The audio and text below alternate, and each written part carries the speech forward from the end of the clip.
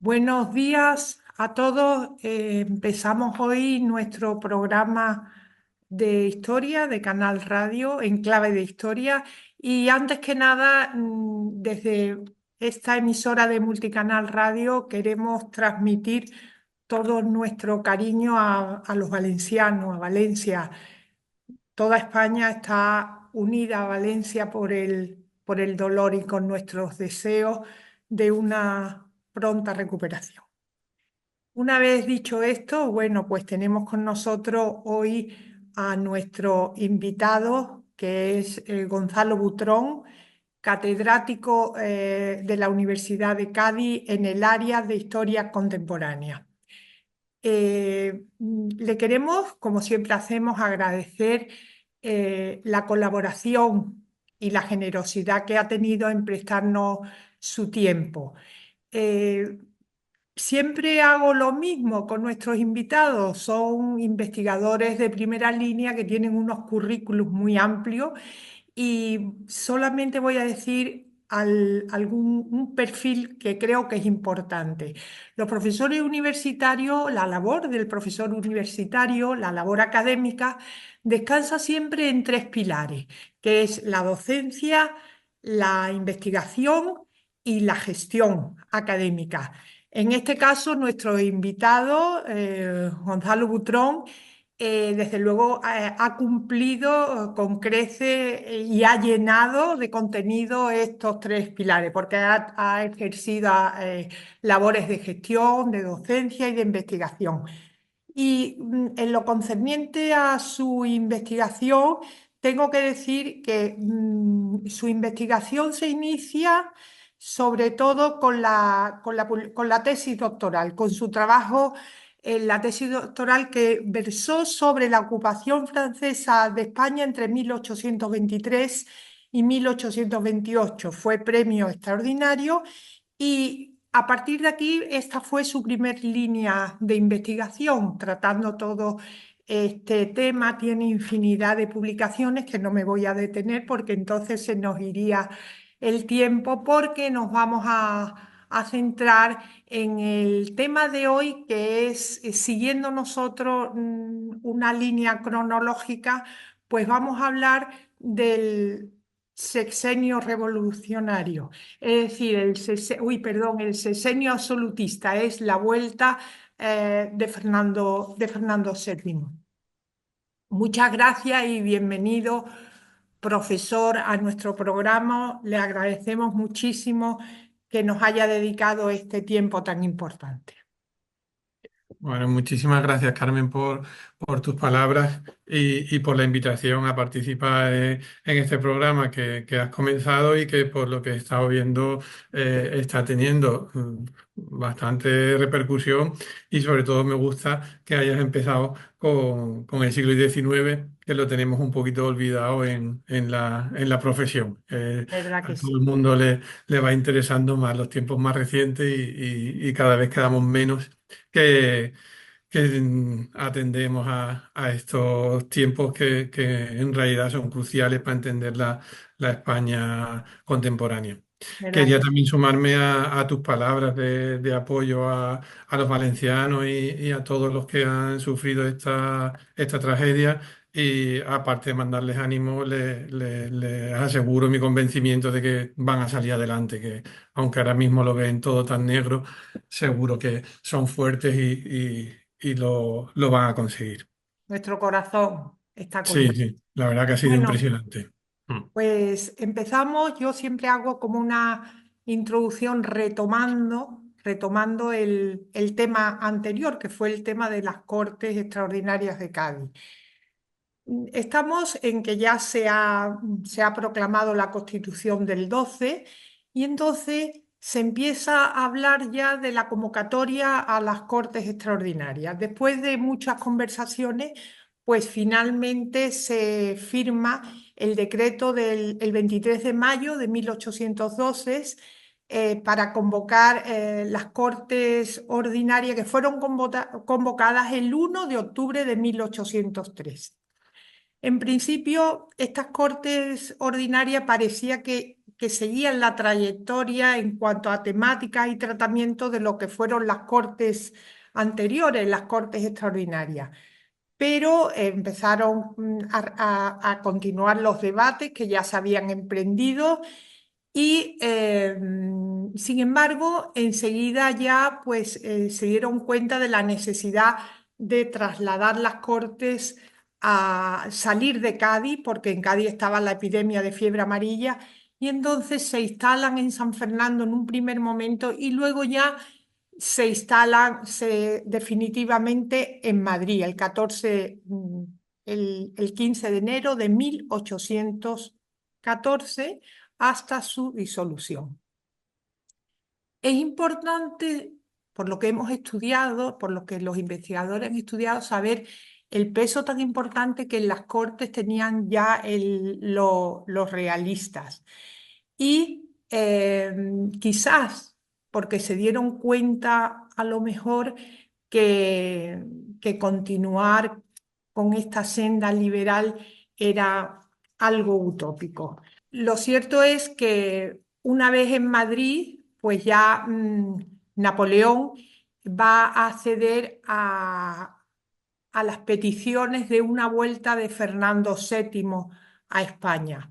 Y es a partir de entonces cuando se va a firmar el Tratado de Valencia. ¿Nos podías un poquito explicar cómo fue esa dinámica? Porque sí es cierto que la investigación fantástica, por cierto, que has hecho, me ha llamado la atención que hay ya una pugna, ¿no?, entre los elementos, las personas, los diputados liberales, el pensamiento liberal, y una camarilla que se va formando en torno a Fernando VII, absolutista, de volver otra vez a retomar el antiguo régimen y el absolutismo. ¿Nos puedes hablar un poco de cómo fue el Tratado de Valencia y qué supuso en esos momentos? Vamos a ver, yo entiendo que las Cortes en Cádiz actuaron con muchísima libertad, porque, bueno, era un ambiente muy específico, había muchos diputados suplentes que habían sido elegidos con habitantes que vivían, que estaban en Cádiz, y que representaban al resto de las provincias, ya fuera porque habían huido y se habían refugiado en Cádiz, o ya porque tenían ese origen y vivían en Cádiz, pero el contexto era de mucha libertad. No estaba además el rey, con lo cual se podía legislar en nombre del rey, pero sin la opinión del rey, ¿no? Y cuando ya los franceses se retiran, el sitio de Cádiz acaba, las cortes, como bien has dicho, se trasladan a Madrid, la situación ya empieza a ser distinta, porque ya la representatividad de las cortes es un poco mayor, como bien has dicho. Hay más equilibrio entre opiniones liberales, absolutistas, moderados que también había, y, y en esas circunstancias todo lo que se había hecho en Cádiz empieza a ponerse en cuestión. Y hay muchos que siguen defendiéndolo, pero hay otros que ya empiezan bueno, a criticarlo de una manera cada vez más abierta, aprovechando precisamente la libertad de prensa que la Constitución de Cádiz otorgaba o reconocía.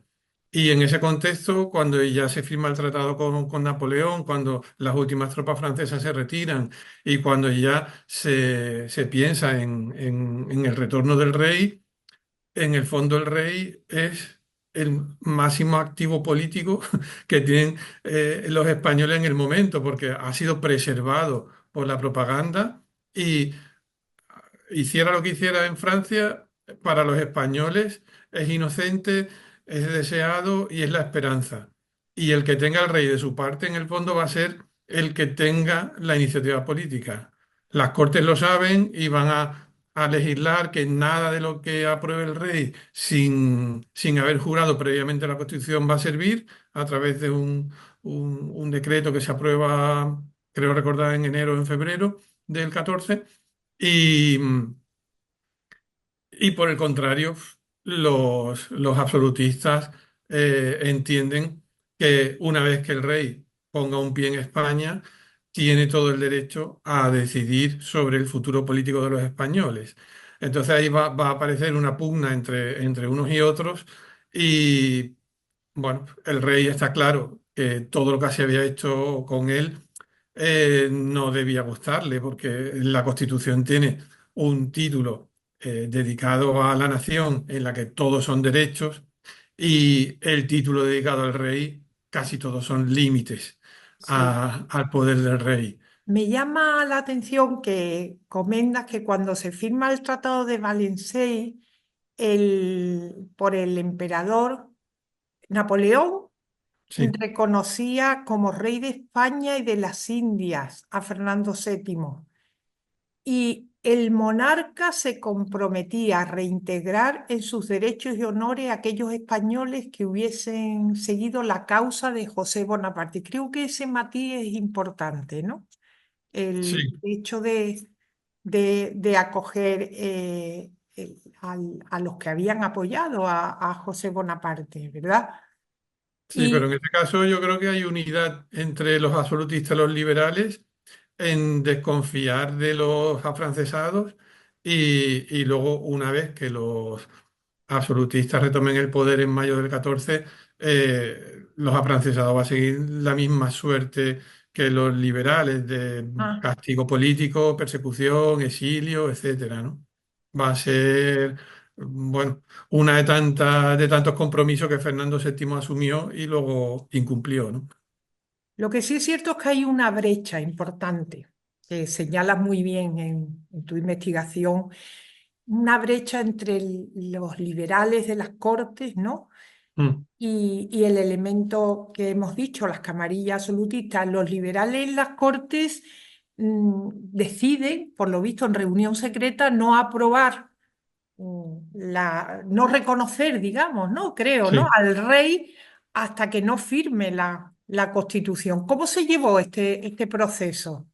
Bueno, le preparan un itinerario de retorno a Madrid, le preparan una comitiva de bienvenida en la frontera y, y en teoría, si hubiera salido ese plan, el rey en poco tiempo habría estado en Madrid, tendría que haberse presentado ante las Cortes y jurar la Constitución. Solo que cuando pone un pie en España, el rey no lo ve claro. Los propios que han ido, yo para este artículo que tú comentas he utilizado las memorias de Copons, que fue uno de los generales que formaba parte de esa comitiva que debía acompañar al rey. Y está claro que pese a que tiene un compromiso con el gobierno en teoría legítimo de España de cumplir una misión, le debe también obediencia al rey. Entonces, hay un enfrentamiento ahí de legitimidades y al final, estando delante del rey, no le queda otra que aceptar lo que el rey decida. Y si Porque el el rey rey, decide, el rey ¿por dónde llega? ¿Por Barcelona? el rey entra por Cataluña. ¿Por Cataluña? Sí, lo primero, me parece la primera ciudad importante que pisa, creo que es Gerona. Y, y en vez de seguir el itinerario, bueno, hasta Zaragoza creo que hace el itinerario normal. Y luego en vez de seguir hasta Madrid, decide ir hacia Valencia.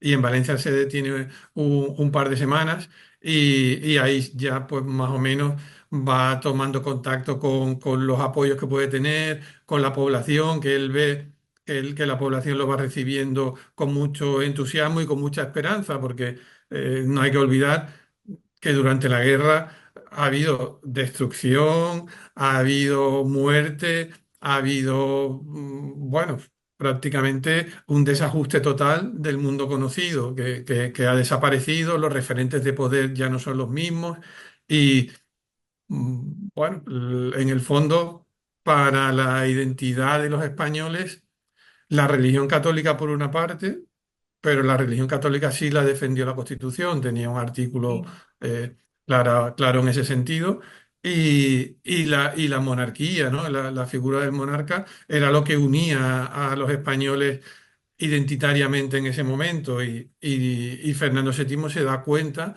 del amplio prestigio que conserva y bueno, entre sus consejeros y lo que él ve, tiene claro que no tiene por qué aceptar la Constitución. ya.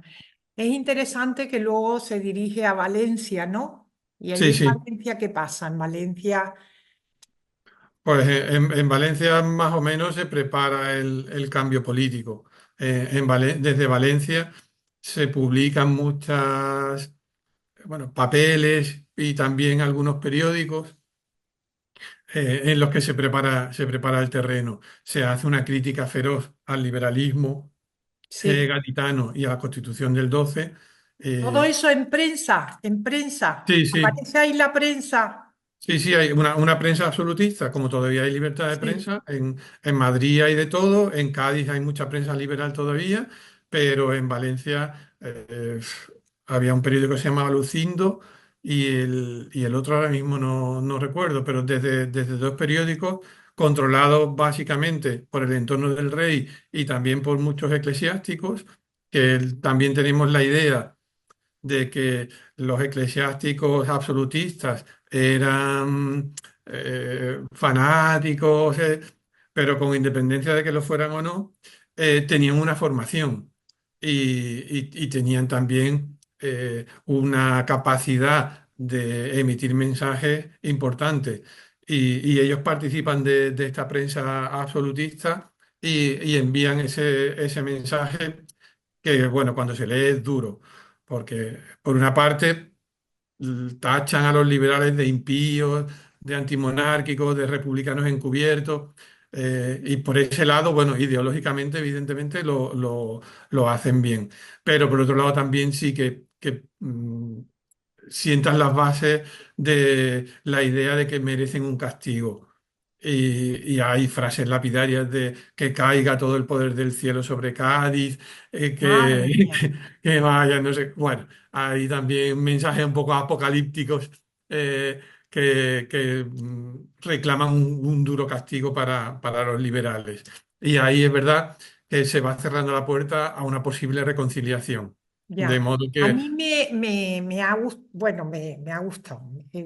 Yo he disfrutado mucho, ¿no? Con el trabajo de investigación que has hecho, sobre todo el desencuentro, ¿no? Que se produce en Valencia, porque fíjate bien que el capitán general Helio, cuentas, mm, juró mantener al rey en la plenitud absolutista de sus derechos, al tiempo que el cardenal Borbón, en representación de la regencia, le hacía entrega de un ejemplar de la de la Constitución. Constitución, sí.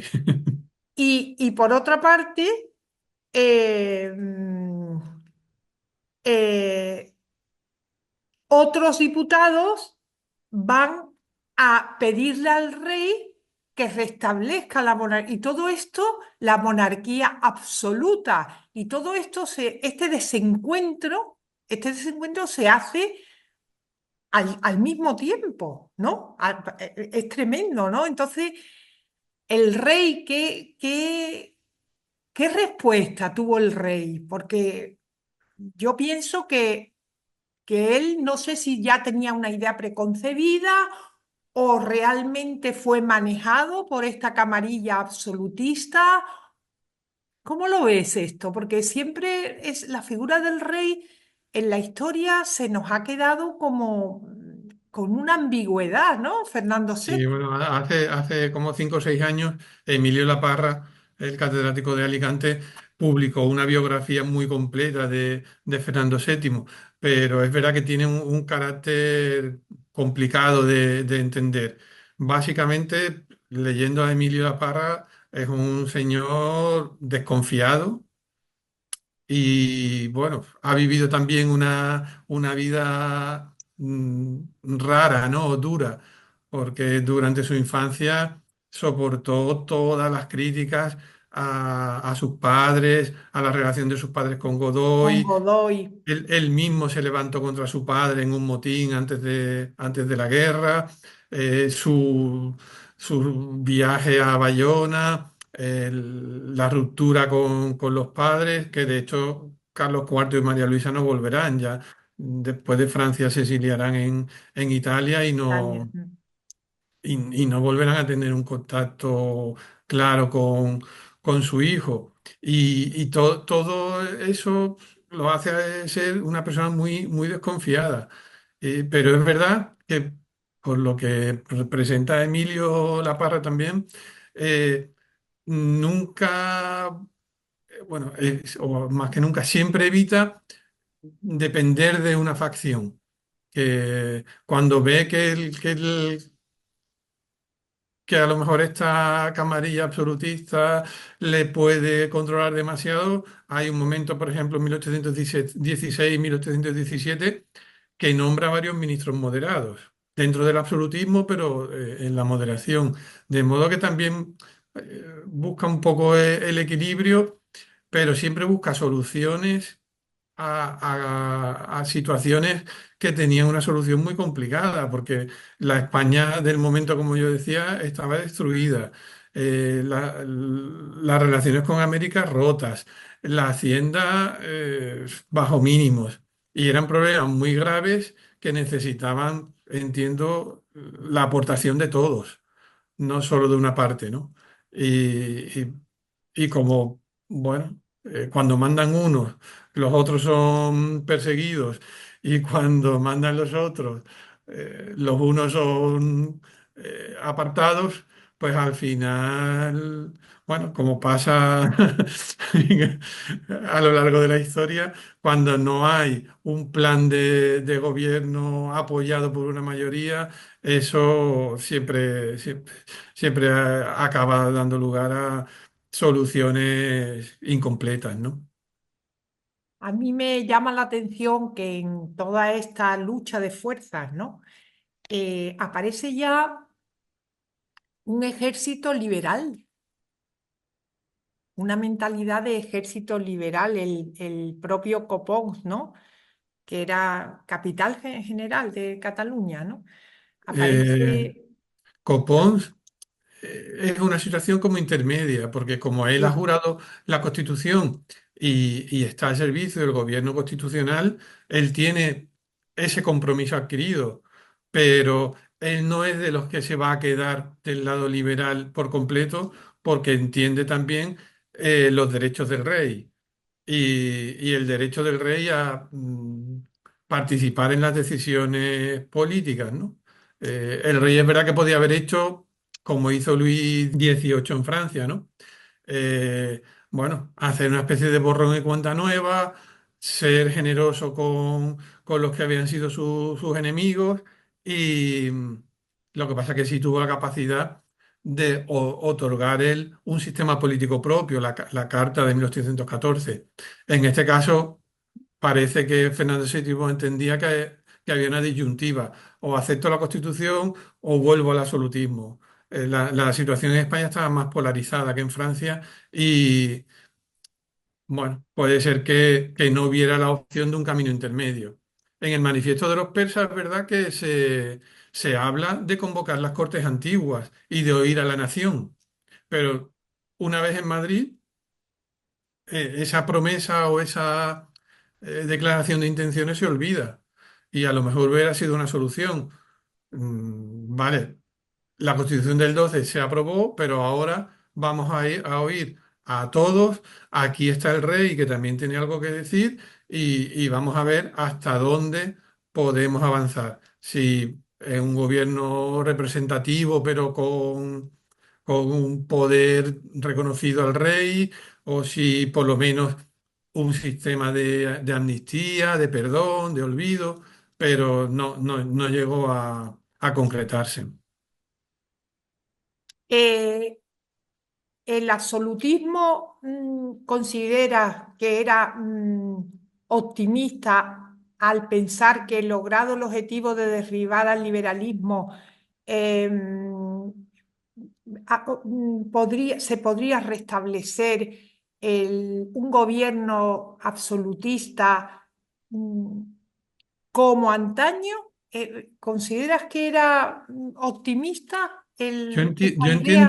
Yo entiendo que en parte sí, porque, bueno, hay que ponerse en la piel de una serie de personas, incluido el rey, que nacieron en otro mundo, que fueron educados de otra forma y que han vivido unas décadas de convulsiones, de revoluciones, pero nosotros tenemos la ventaja que miramos desde ahora y sabemos que el mundo avanzó hacia otra dirección, pero ellos podían pensar que había sido una pesadilla, que por fin habían restablecido el orden y que todo iba a volver a como había sido.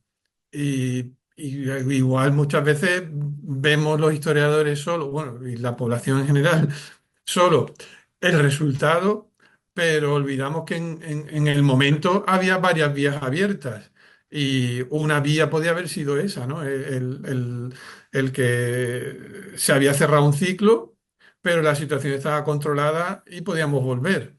Ese es también un mecanismo bueno, muchas opciones políticas han tenido, ¿no? La de idealizar un pasado y mitificarlo y centrar todas las esperanzas en que una vez que se termina un periodo es posible devolver la situación al pasado, ¿no? Retomamos el hilo y entonces, bueno, pues vemos la vuelta de Fernando VII por Cataluña, la llegada a Valencia. Se ha firmado ya el Tratado de Valencia y hemos dicho Sí, ya lo que significó. La entrega por parte de los absolutistas del manifiesto de los persas, sí. ese encontronazo, ¿no? que hay entre liberales y absolutistas. Y luego aparece aquí un tratado, el Tratado de Valencia. ¿En qué consiste ese tratado?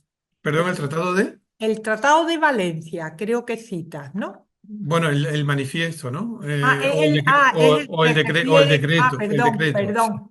Muy bien. Sí, sí. Bueno, es el decreto en el que al final el rey ya apuesta por completo por el absolutismo, descarta cualquier salida intermedia o cualquier transacción con los liberales y bueno, sienta las bases de la declaración mm, de ilegitimidad o de la anulación de todo lo que se ha hecho durante su ausencia.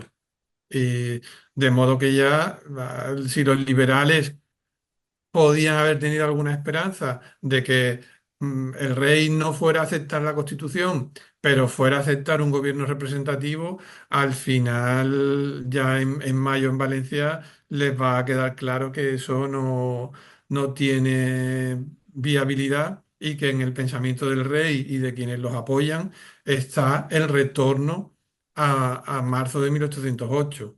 Eh, y lo que tampoco creo que esperaban los liberales es que antes de la entrada del rey hubiera ese golpe en Madrid, se buscara a los diputados liberales en sus casas, se los encarcelara a los que no lograron huir y se les iniciara un O sea que proceso. hubo represión seria, vamos. Sí, sí, muchísimos pudieron escapar, pero otros fueron encarcelados. ¿En qué momento se produce ya la disolución de las Cortes? ¿En qué momento? ¿Cuando el rey llega a Madrid o es Un día antes de que el rey entre, se da el golpe y bueno, se cierran las cortes. De hecho, luego ya el proceso es doble. Hay un proceso oficial de detenciones y de apertura de causas a los liberales y otro de fervor y movilización popular en la que todas las crónicas hablan de cómo, bueno, las crónicas liberales, claro, de luego ya de mitad del 19 que hablan de la plebe, del pueblo, de cómo rompieron y asaltaron el salón de cortes, bueno, una movilización ahí en la que hay, entiendo yo, no solo una motivación política, sino que también sale un poco el odio de clase, ¿no? De que se moviliza a la gente de los barrios más populares de Madrid y se les deja que desaten su furia, asalten casas, asalten comercios y hagan un poco de caos previo a la llegada del rey y al restablecimiento del orden, ¿no? A mí en todo esto también me pregunto, bueno, ¿y el pueblo? El pueblo es monárquico, ¿no? El pueblo quiere la llegada del rey. un pueblo que realmente, no sé si estoy equivocada, es analfabeto totalmente, porque el 90% de la población en esos momentos no sabe leer ni escribir, Claro, ¿no? sí, Entonces, sí. claro, toda esta movida de liberalismo, de absolutismo, el pueblo lo único que confía es en el rey, en el deseado, ¿no? No es así. Yo, por lo que he Sí, podido... sí, en este caso la población tenía la necesidad de recibir estímulos positivos, tenía necesidad también de una esperanza, porque, como decía antes, su mundo conocido se había destruido. Durante la guerra, los que mandaban habían dejado de mandar, habían llegado bueno, nuevos poderes, pero había también muchos pueblos, muchas ciudades que habían sufrido el asalto de los franceses. Después había vuelto los españoles, patriotas, podríamos decir, pero tanto unos como otros habían llegado normalmente pidiendo para las Efectivamente. tropas, pidiendo para el ejército, raciones, dinero, alhajas, carruajes, de todo. Y había habido, bueno, pues una situación desesperada. Había mucha gente en los pueblos, sobre todo los jóvenes, que habían huido bueno, a los que vivían cerca de Portugal a Portugal, otros al campo, porque aunque tenemos la idea de que había una movilización enorme, que todos participaron en el ejército, en la guerrilla. También hubo mucha deserción, muchos prófugos, muchas familias que dependían de unas manos y de unos campos, que si toda la población masculina joven desaparecía del pueblo, el pueblo caía en la miseria. Eso. Es lo que dejas muy bien reflejado en tu investigación, la realidad política, ¿no? La realidad política, social y económica de España en esos momentos es lo que realmente... Hombre, yo entiendo que hay que ponerla un poco en un lugar privilegiado, porque si no, no se entiende tampoco eh, que la población necesitara al rey de esa manera, ¿no? Porque es verdad, tú lo has dicho, muchos, la mayoría eran analfabetos, aunque yo muchas veces cuando en clase lo explico, trato de poner un poco en cuarentena lo de analfabetos, porque eran analfabetos, pero tenían una visión del mundo, tenían un horizonte de vida y también sabían de alguna manera lo que les convenía y lo que no les convenía, que también sabían, no sabían leer sobre el papel, pero sabían leer muchos mensajes. Ellos en una procesión, en un ceremonial, en una iglesia, recibían 1000 mensajes, que ahora somos nosotros los analfabetos. Nosotros entramos ahora en una iglesia y la mitad de los mensajes que nos transmiten, las imágenes, las decoraciones, no sé cuánto, se nos escapan. Igual una persona de hace 200 años Tiene estaba otra dentro. sensibilidad, ¿no? Sí, que aunque fueran analfabetos, no por eso dejaban de tener criterio. Es verdad que eran muy manejables, ¿no? Porque los mismos. Lo que sí es cierto es que eran monárquicos. Sí, sí. En ese momento en España, La mm, monarquía ni, era ni, la ni, tabla si- de ni si- salvación. ni siquiera la mayoría de los liberales eran republicanos. Había una minoría liberal que podía pensar en la república, pero eh, la monarquía estaba, yo creo que bastante aceptada, y en este caso la población o el pueblo, como queramos llamarlo, necesitaba de un rey que le diera esperanzas, ¿no? Y de hecho los testimonios de la época, yo en el artículo cito, me parece dos. Uno de Wellington, que Wellington era Ahora también hablaremos de Wellington. era casi un semidios en ese momento, ¿no? Sí. Y él reconoce que Fernando es una persona muy, muy popular en ese momento, ¿no? Fíjate que yo hace unos años publiqué un artículo, Natalia Fernández de Castro, que era hija del naviero de Ignacio Fernández de Que tú Castro, estudiaste, sí. sí, y ella escribe bajo un seudónimo, Luis de Viana, porque las mujeres, pues no, Sí. estaba feo, ¿no? Y entonces ella es corresponsal de prensa en un diario mexicano. Y entonces ella hace como una especie de crónica, ¿no? Y en uno de estas crónicas relata ella la guerra de la independencia, la vuelta del deseado. Y ella, que es un miembro de la Mm. burguesía, es hija de un comerciante, de un naviero, ella tiene una afinidad con Fernando VII, con el rey, que lo pone por las nubes. Y fíjate que ella escribe pues hacia 1870, ¿eh? Que Ujú. ya todo Sí, sí. esto está muy lejos, ¿no? Y tú fíjate el recuerdo que tiene ella de lo que fue la vuelta del rey. Y ella lo pone en primer lugar, como el pueblo realmente tenía esa esperanza, ¿no? En el rey. Eso, yo creo que eso es muy curioso, ¿no? Cómo se ve en la proyección temporal, ¿no? Cómo se ve estos hechos por un personaje del 19. Pues Sí. hablando de todo esto, a mí me interesa mucho porque también lo deja muy plasmado, ¿cómo era esa camarilla del rey, esos que apoyan al rey? ¿Realmente era un equipo unido, era un equipo cohesionado, todos estos que están apoyando la vuelta? ¿Y quién destacó? ¿Qué personaje? Bueno, la mayoría de los testimonios que nos han quedado de la camarilla son testimonios de historiadores liberales del siglo XIX. Entonces son testimonios muy, muy negativos. Pero es verdad que quienes más los han estudiado, en su momento Fontana o Emilio La Parra, cuando ha hecho la biografía de Fernando VII que yo mencionaba antes, eh, eran personajes, es verdad que lo que buscaban era medrar, porque hay muchos que se aprovechan, por ejemplo, durante la firma del Tratado de Venta de las Floridas a Estados Unidos, miembros de la camarilla, como el duque de Alagón y me parece que también el de Puñón Rostro, consiguen que se incorpore una cláusula que les reconozca a ellos la propiedad de unos inmensos terrenos en las Floridas. Fíjate. Un caso de pura corrupción.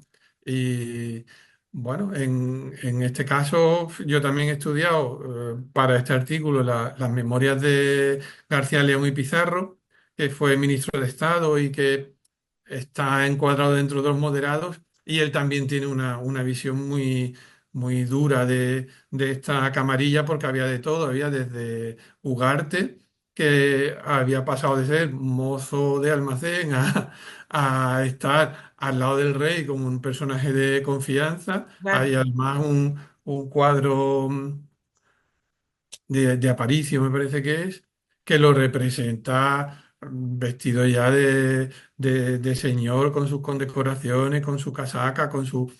¿Qué Pero ministerios había? ¿Te acuerdas? Los ministerios que había en esos momentos.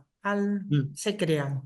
sí, bueno, en el periodo que yo mencionaba antes, que estuvieron los más moderados, los moderados controlaron los tres ministerios clave. Por eso decía yo que Fernando VII daba un poco de bandazos, que no quiero depender mucho de esto, pues ahora pongo en tres sitios claves, porque estuvo Martín de Garay en Hacienda, Vázquez de Figueroa en Marina y García León y Pizarro en Estado. Luego, en cambio, estaban los absolutistas más intransigentes, que yo creo que controlaban Gracia y Justicia, que no sé ahora ya de memoria, mi memoria es muy mala, creo que era Lozano de Torres, Sí, eh, bueno, que a este le tiene una inquina muy grande Pizarro. sí.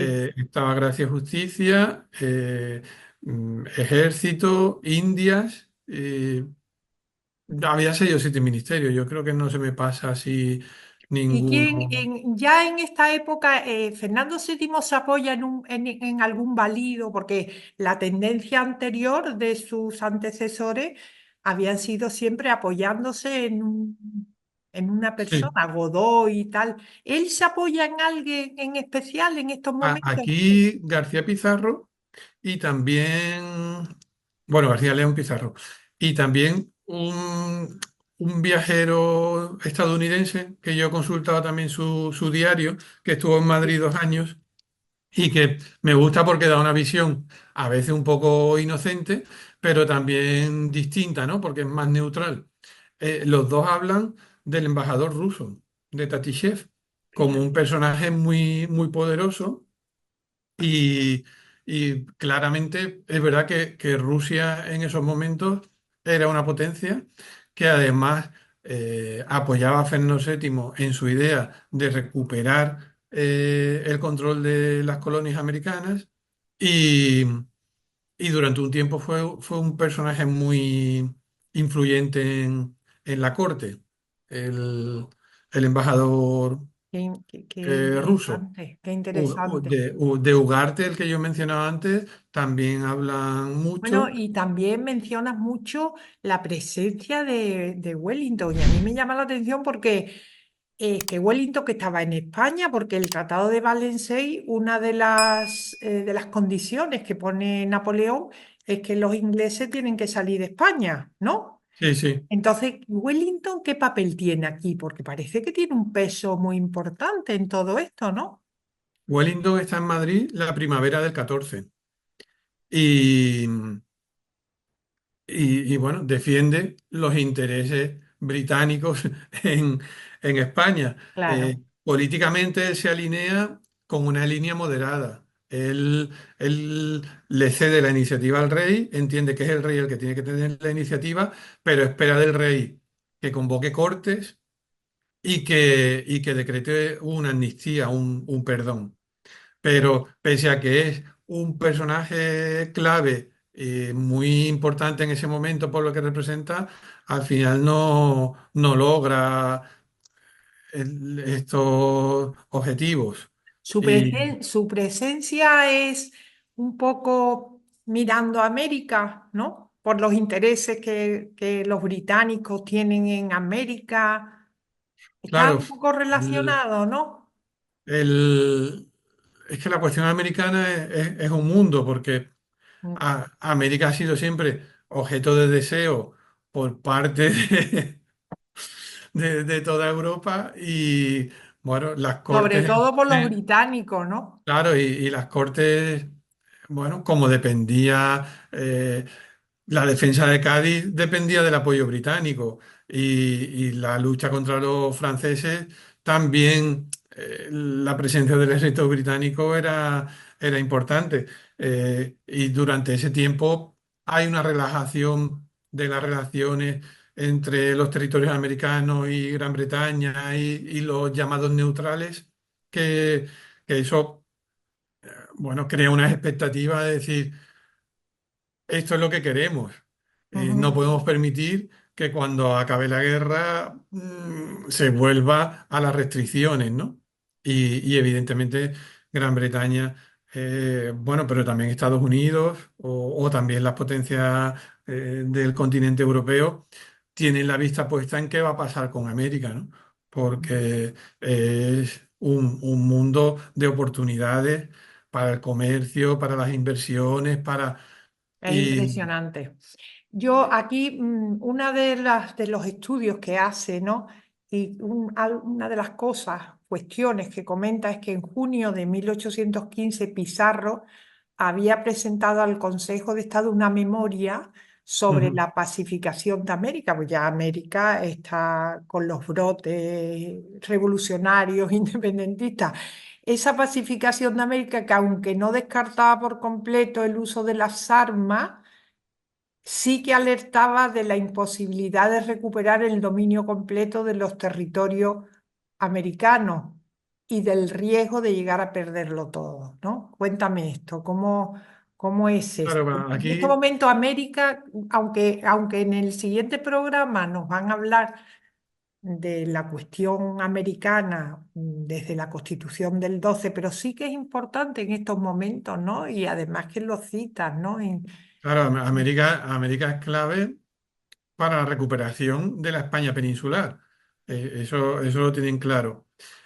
América, además, como yo decía antes, Fernando VII ha sido educado en un mundo que ahora ya está en quiebra, pero él sigue pensando que tiene derechos legítimos sobre los territorios americanos.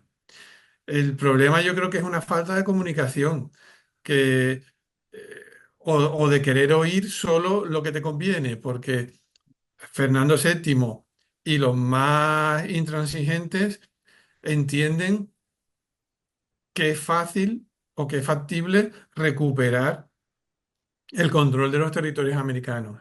Pero en cambio está Pizarro, o luego cuando se va a reunir el Congreso de Aquisgrán en 1818, uno que está empezando la carrera diplomática, pero que luego será ministro en los años 20 y en los años 30 en muchas ocasiones, el Narciso Heredia, que luego cuando se casó empezó a ser conocido como conde de Ofalia. eh, Hay una serie bueno, o el propio Luis de Onís, que era el embajador español en Estados Unidos, el que estaba firmando el Tratado de la Florida, etcétera. Estos tienen una posición más pragmática y saben que es muy complicado y que va a exigir muchos recursos recuperar América si no se hacen concesiones. Entonces ellos Ahí, piensan, ¿qué tipo de concesiones? Uno, comerciales, eso. que se les deje comerciar no Libertad solo de comercio, a ¿no? través de España, sino que España siempre tenga un trato preferente, pero, y unas mejores condiciones, pero que se abra el comercio. Y, por ejemplo, Falia habla también en su plan de 1818 de una pequeña descentralización administrativa, que allí se puedan tomar decisiones económicas o en el ámbito de la justicia y que los americanos vayan sintiendo que también tienen un reconocimiento, que ellos también han hecho un esfuerzo durante la guerra. Es verdad que se ha iniciado el proceso de independencia, pero al principio de la guerra llega muchas donaciones, muchos caudales, mucho apoyo y muchos recursos para defender España contra los franceses. Sí, sí. Y, y entienden algunos que hay que ceder y hay que darles a entender que forman parte de la monarquía y que también tienen una capacidad de... Lo dices muy claro, ¿no? La intervención de Pizarro, él Sí, recomendaba encauzar la situación a través de concesiones, como has dicho, como la libertad de comercio y una amplia amnistía que prepararan el terreno a una reconciliación. A sí, cambio, España mantenía una posición de privilegio en América y no tendría que afrontar el coste de armar nuevas expediciones, ¿no? Entonces, yo en todo esto que estás contando, ¿verdad? Todo en relación con América, yo me pregunto, ¿realmente ellos sabían lo que estaba pasando allí? ¿Realmente eran conocedores de lo que está pasando? Porque es que está muy lejos, es que las comunicaciones no son fluidas en esos momentos, pienso yo, ¿eh? No sé si estoy en un sí, error. sí, tienes razón, yo entiendo que las noticias llegaban tarde y mal. Y, y luego yo creo que existía también una especie de ceguera, no sé si consciente o inconsciente, por parte del absolutismo de pensar que la situación no era tan grave, que allí todavía había muchos apoyos a... Un poco optimista, ¿no? Sí, Una yo- posición un poco optimista, ¿no? Con los sí. Nunca Ellos pensaban. entendían que América no estaba perdida, que, Exacto, y entendían también que cuando supieran que el rey había vuelto y que el rey volvía a estar al mando, que ellos volverían a reconocer bueno, el poder o la obediencia al rey. Y en realidad en América, bueno, si le va a dedicar un programa, yo también soy un poco profano en esto, pero la situación era muy dispar. No eran claro, los mismos los apoyos que había al mantenimiento de los vínculos con España en Perú o en México que efectivamente. lo que pasaba en La Plata, que La Plata yo creo que estaba ya completamente perdida, que eso no... Y además el movimiento este empezó ya empezó en el 18, ¿no? A finales del 18 casi, ¿no? Empieza todo el tema este revolucionario, ¿no? Bueno, De en realidad, por independencia. ejemplo, en La Plata, desde 1810 prácticamente están decididos a romper con España, ¿no? Es que es tremendo, vamos. En ¿Cómo cambio, te ha transmitido toda la documentación que has manejado, que es una documentación, por cierto, riquísima? Que, por cierto, ahora vamos a decir el título, lo puedes decir ya si quieres, porque tenemos muchos oyentes que nos piden la fuente. sí, Entonces, creo que es importante que nos digas, porque está colgado en internet el texto sí, tuyo. sí, está ¿Me en el puedes, último puedes, número puedes citar, por favor? de la revista Rúbrica Contemporánea. Eh, el último número es una revista en abierto. eh, está este artículo que estamos comentando hoy. ¿Y Pues cómo la se verdad que llama el artículo? Que no me ahora acuerdo. mismo no lo tengo Ah, delante, pero pero bueno, pone Gonzalo yo le Butrón. puse un nombre, me parece que era el sexenio absolutista, la Sí, oscuridad y sí, el tiempo que sí. nunca existió, o No, yo algo creo así. que pone Gonzalo Butrón y sale toda Claro, sí, si lo que has ponemos Gonzalo Botón escrito. o rúbrica Está claro. contemporánea Entonces, saldrá. bueno, más que Es- nada porque hay muchos seguidores nuestros que nos preguntan por la fuente. claro, igual le Pues, interesa ir directamente y leerlo, ¿no? sí, Que pero nosotros aquí bueno, lo que estamos yo creo que tu comentando, pero artículo, mm, este artículo, la verdad es que yo he disfrutado mucho porque realmente cuentas, ¿no? Todo este enfrentamiento que siempre a lo mejor lo hemos querido endulzar y simplificar, ¿no? A lo mejor, y sin embargo entras en las entrañas de lo que fue la historia, ¿no? Entonces, esta historiografía, esta documentación, ¿cómo te ha transmitido este periodo? ¿Cómo te ha transmitido la imagen, ¿no? sí. Aunque ya lo has dicho, Bueno, ¿no? a mí retomo tu idea, ¿no? A mí la simplificación no me gusta. Entonces, yendo un poco a la fuente, a esta correspondencia o a estas memorias, a estos diarios, eh, lo que sí queda claro es que hay muchos matices y que no se puede hacer un relato unívoco de un periodo tan complicado y además tan importante. Y no entiendo por qué ha estado tan desatendido, ¿no? A mí lo que me dan ganas es de seguir trabajando. De hecho, creo que lo voy a hacer, ¿no? Sí, Seguir yo creo que trabajando con él sí. porque es muy rico y lo hemos reducido a volvió el absolutismo, el fanatismo, la tiranía y la ceguera. Y en cambio hay muchas voces dentro del absolutismo y yo creo que merece la pena estudiarlas. Sí, pues claro que sí. Y luego, bueno, en todo esto que nos has hablado y ya vamos terminando, porque ya nos va Sí, quedando poquito tiempo, desgraciadamente, porque yo estaría hablando muchísimo más.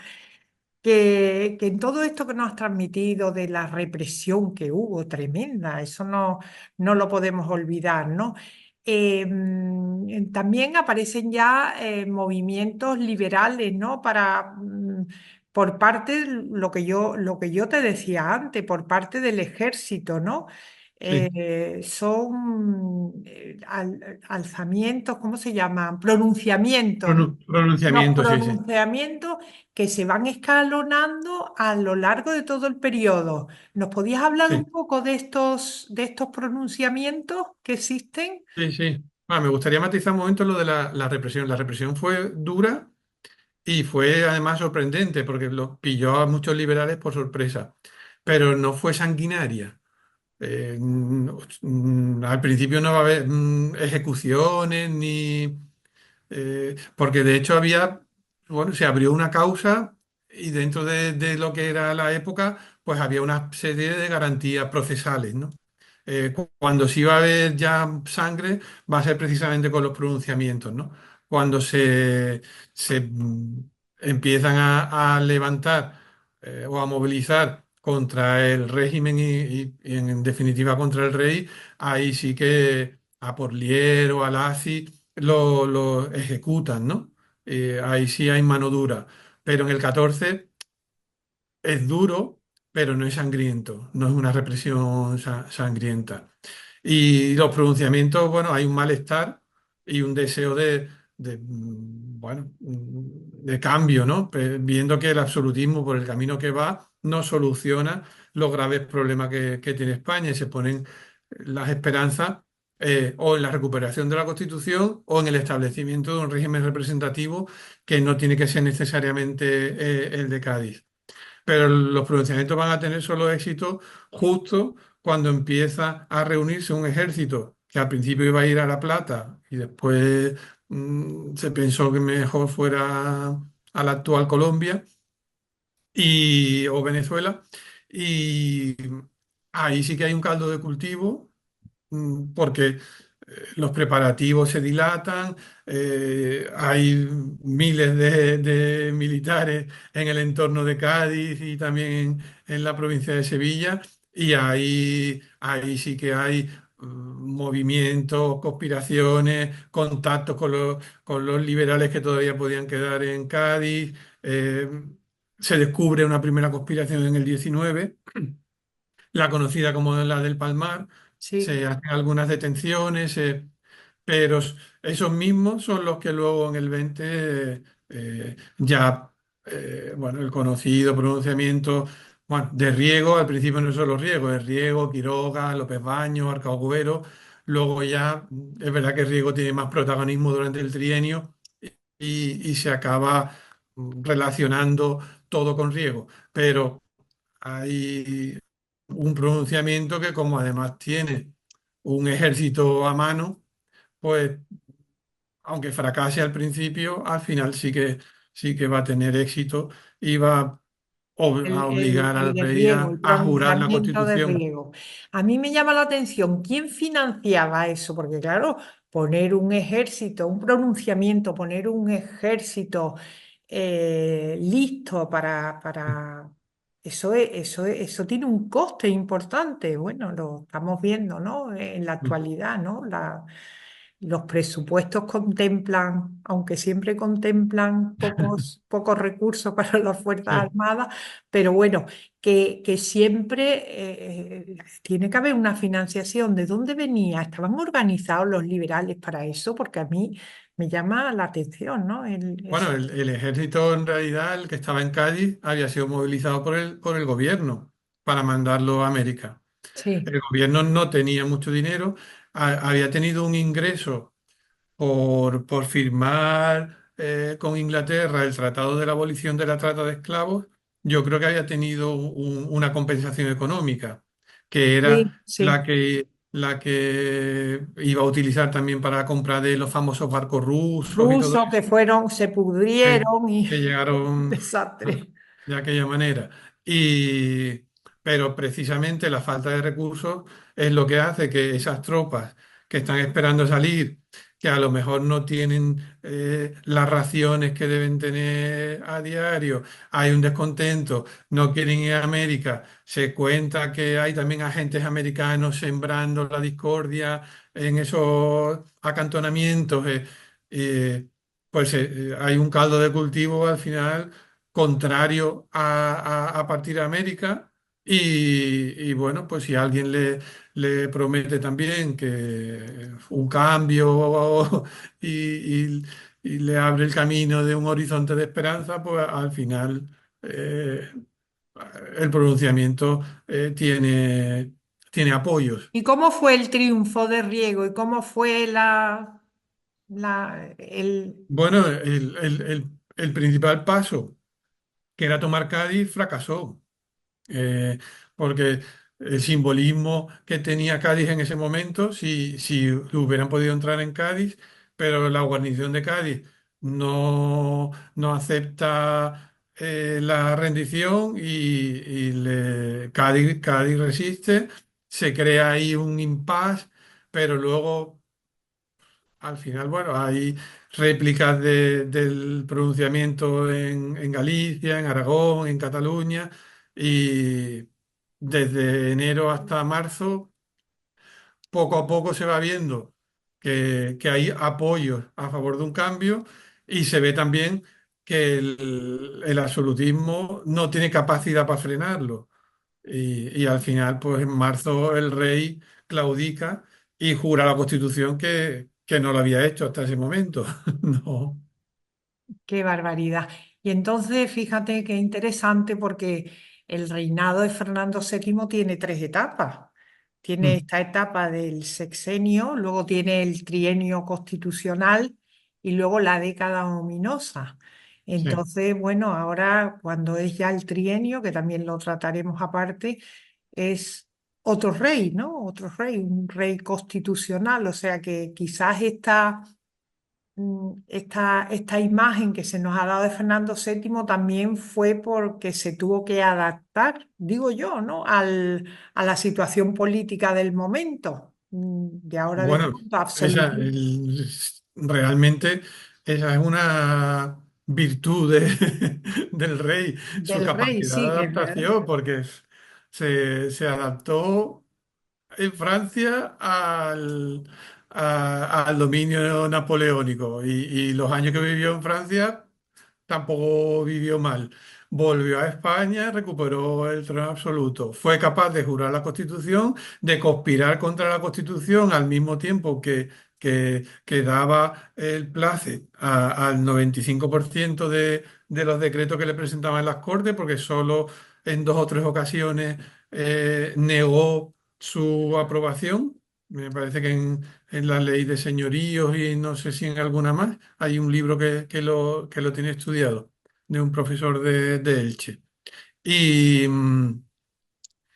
y luego fue capaz también de volver al absolutismo y de ver cómo al final de su reinado los absolutistas más intransigentes lo abandonan y, Tremendo. y En este periodo que has estudiado, todo lo hecho en las Cortes Extraordinarias, todos los decretos, todas las disposiciones para liberalizar la economía, la sociedad y la política de las trabas del antiguo régimen, ¿todo eso se anula o queda en stand-by? yo creo ¿Está que estudiado eso? que se anula todo. Se anula todo. Se anula Y la que Constitución y tanto en todo. tanto en el 14 como en el 23 todo lo que han hecho las Las Cortes se Cortes, anula.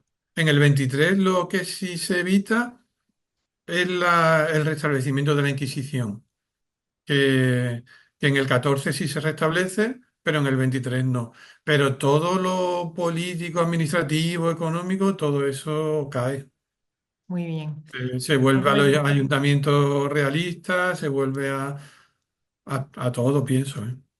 pues ya nos queda poco y nada, ya hemos Sí. agotado el tiempo y de verdad, de corazón, muchísimas gracias porque ha sido un verdadero placer hablar contigo, que nos cuentes todo este periodo. Y solamente te voy a hacer una pregunta. ¿En la década ominosa está estudiada? Porque veo también poco estudio, ¿no? Poca investigación entre ellos. Está también olvidada. Yo Está muy cuando hice la olvidada. tesis doctoral, que yo quería centrarme en la influencia que tenía la presencia porque una parte de los 100 millones de San Luis se queda en Cádiz, bueno, bueno, se queda en España y una parte importante en Cádiz, a petición de Fernando VII que desconfía del ejército constitucional. Y, y lo que iba a ser una ocupación amistosa de 6 meses se prolonga durante 5 años y aunque yo quería centrarme sobre todo en eso, tuve que trabajar mucho la contextualización porque no se sabía mucho del 23, del 24, del 25. Yo confío en que ahora, con esto de los bicentenarios, como se celebra o se conmemora ahora el bicentenario de la década, yo, por ejemplo, bueno, no voy, porque no puedo, voy a participar online en un coloquio en Zaragoza ahora dentro de 2 semanas, precisamente que se llama Revisitando la década, ¿no? Ah, Y qué que bueno. propone un poco sentar las bases de un acercamiento a un periodo olvidado. Ah, qué Así que yo bueno. confío que en estos años que vienen Se se, retome un se le poco. dé una vuelta Muy bien, a muy la bien. década, sí. Pues nada, terminamos ya. Muchísimas gracias de nuevo. te agradecemos muchísimo tu colaboración y desde luego esperamos que sigas colaborando con nosotros, Vale, porque sabemos que por mí eres perfecto. conocedor del siglo XIX. Bueno, pues queridos amigos, que pasen ustedes un buen domingo. Y ya este es nuestro noveno programa con éxito, así que nos volveremos a ver en el siguiente. Hasta Venga, luego, Gonzalo, muchas adiós, mucha gracias. suerte con el Hasta luego. programa. Adiós. Adiós.